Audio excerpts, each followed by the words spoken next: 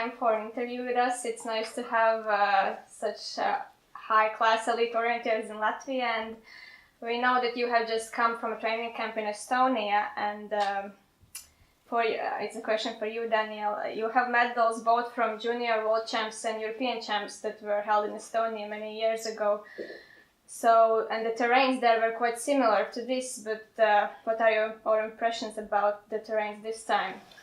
Yeah, I was really looking forward to go back to Estonia, to these terrains, because I always love to run orienteering in all the Baltic states, and it was again a nice experience. I think the terrain suits me well, and I'm really looking forward to the World Championship. Okay, so what about you, Martin? Yeah, for me it was the first time in Estonia before WOC.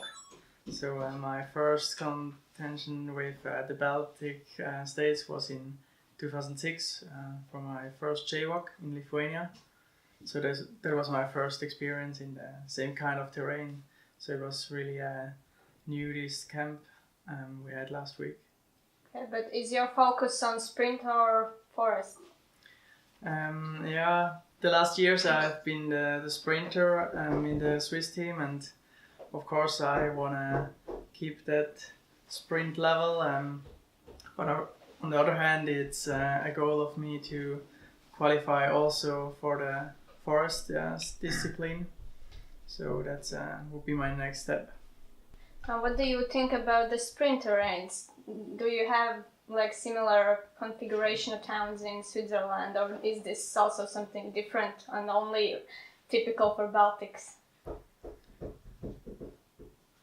Yeah, I think we have many different types of villages and cities in Switzerland, so I think we can kind of simulate similar terrains, but still usually here in this country the buildings are they are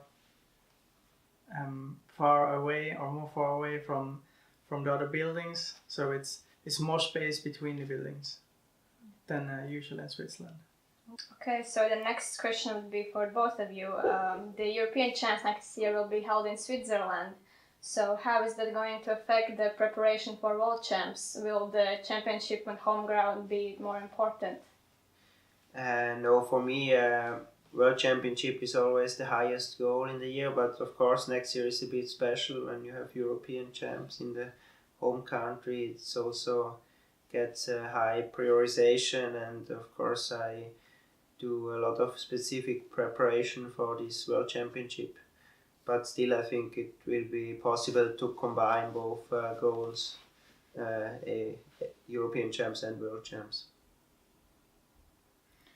Yeah, and the Ticino, where the European Championship will be, is quite a steep place, so you need to have the strength in your legs to get fast uphill, and I think that's something I will keep the focus on in the next autumn.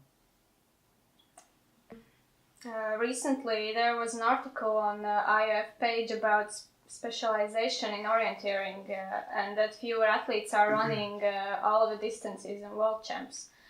But since the WOC program was changed about 4 years ago, you, Daniel, have every year run everything except sprint relay. So do you think that specialization is that important, or is it possible to easily manage the WOC program? Yeah, I can just say for me it's possible to combine everything. So I have won medals last year in all the disciplines. Of course, it can be hard, and it can be tough to compete against like sprinters when I'm also focusing on forest races. But still, I think it's orienteering, and if you can run fast, you can do both, and I try to continue like this. Okay, and you have been running the sprint relay every year since it's come to the program. And what are your thoughts on this? Yeah, of course I was specializing the last years, but actually only for a few months before WOC. All year round, I'm actually training as an all-rounder, and I want to be an all-rounder and becoming good in every discipline. And now when the WOC program will change, I think it will be tougher to get into the WOC team in our nation, because it's possible to run all disciplines, all competitions. So that could be a problem for me to get into the WOC. Okay, yeah, well, my next question then was about your thoughts on how the orienteering will change with the WOC splitting in forest and sprint. Do you think it's something, it's for better or worse? I never was a real supporter of this splitting WOC, and I still don't see the big benefit of it, because I really think now we have a nice program with this World Championship. It's 1 week, it's a week where many fans, like from Switzerland, many fans are traveling to this event because it's a nice week, but I'm not sure if they will go to a sprint WOC when it's only 4 days and not exciting forest orienteering around. So I also think it's a pity, because some top runners will not go to split WOC. They probably will prefer to run Uringen instead, and I think it's a pity if we miss some of the big names in the championship. About this year's WOC, do you already know which distances are you going to run? And this year's sprint qualification final are on separate days, so does it make it even easier to run the whole program? We don't know yet what disciplines we're gonna run, because we have selection races in middle of May in Estonia. But my favorite program is the same as I did the last year, so all individual races plus the forest relay. And I think it's possible to combine everything. It should not be a big problem, I guess. Yeah, and I take what I get. So it depends on the WOC trials we have, as you said, in middle of May. And of course, as I said earlier, I like to run in forest for the first time, and of course sprint and sprint relay is my aim. How is it with the selection races for the Swiss team? Is it like you get selected from exactly those races, or do they take in consideration also the previous results and stuff like that, or is it just really you need to be on point on those selection races? No, the selection races are just one criteria. It's the kind of the overall picture they taking in account to pick the team. I think that also makes sense that you look to some previous international races and to take also in consideration the potential every runner has, because in the end the federations wants to have the strongest team and do the most possible chances for medals. Okay. Yes, this is a question for Daniel.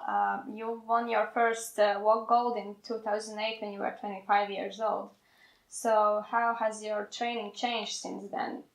It's like, does winning a gold medal mean that you are a pro and you don't need to train the technique so much anymore, or is it the other way around, that you need to train even more to stay on the top?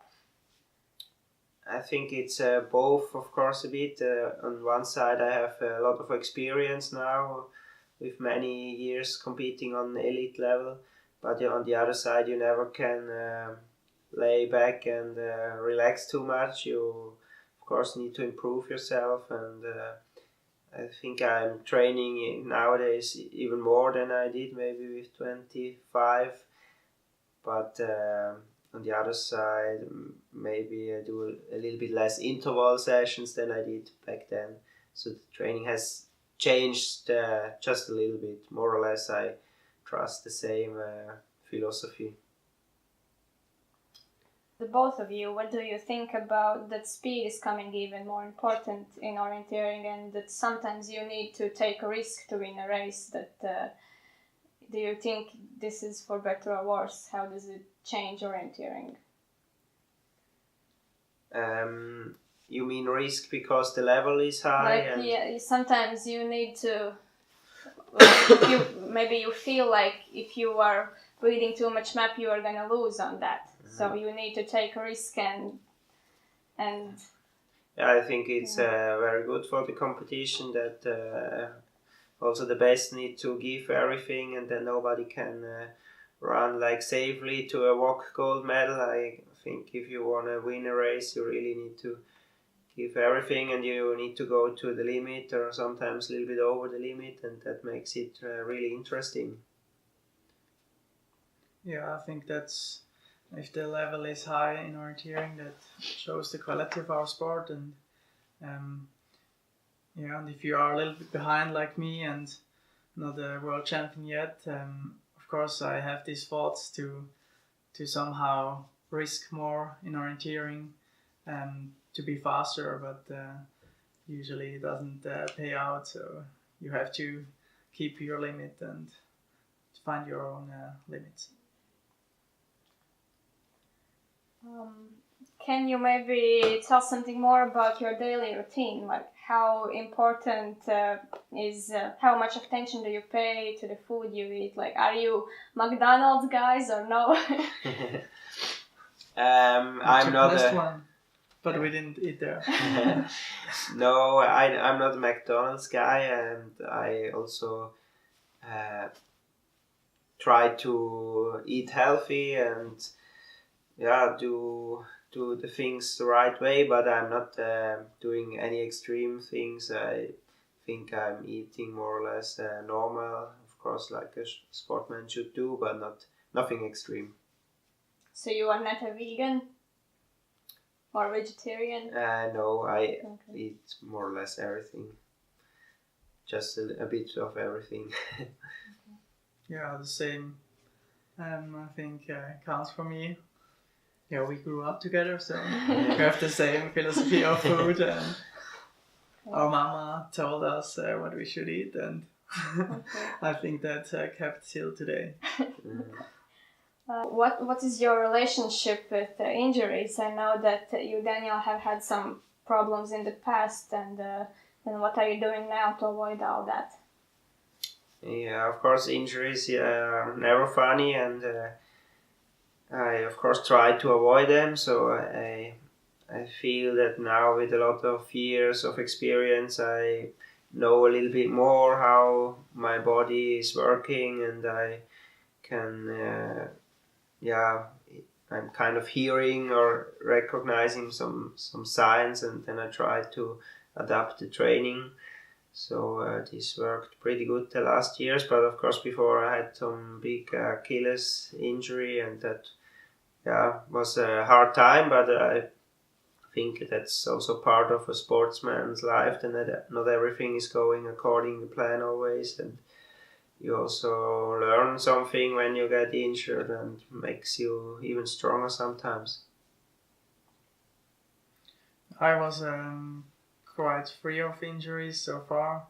I had only some injuries which came because of accidents, maybe falling down in the forest and things like that, and that shows also that I have still some potential to train more.